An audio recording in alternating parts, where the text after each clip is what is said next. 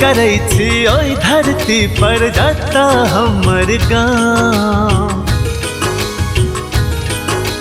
गर्व करै छी ओइ धरती पर जता हमर गाँव।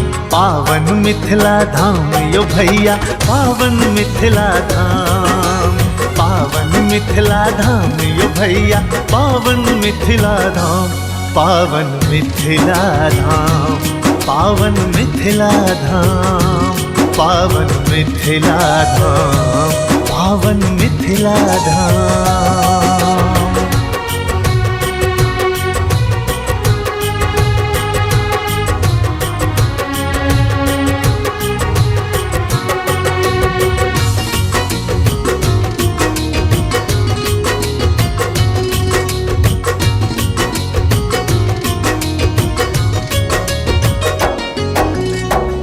उत्तर हिमालय मोर मुकुट छै, दक्षिण में सोन गंगा। विश्व प्रसिद्ध चित्रकला यो देखु राज दरभंगा। ओ देखु राज दरभंगा। मर्यादा पुरुषोत्तम करत, मर्यादा पुरुषोत्तम करत हाथ जोड़ी को प्रणाम।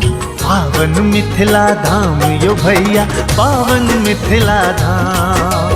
पावन मिथिला धाम यो भैया पावन मिथिला धाम। पावन मिथिला धाम पावन मिथिला धाम। पावन मिथिला धाम पावन मिथिला धाम।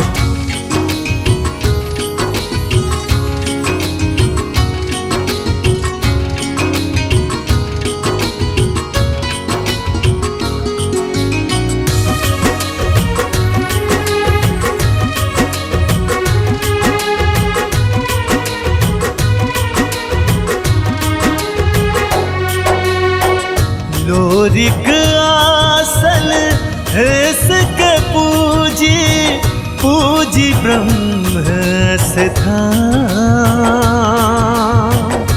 रीत रिवाज जे मानी सब में जुड़ल छै विज्ञान। जुड़ल छै विज्ञान। हो गौतम विद्यापति कनाद के,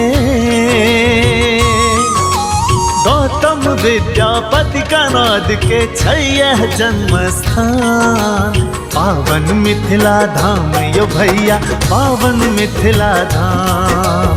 पावन मिथिला धाम यो भैया पावन मिथिला धाम।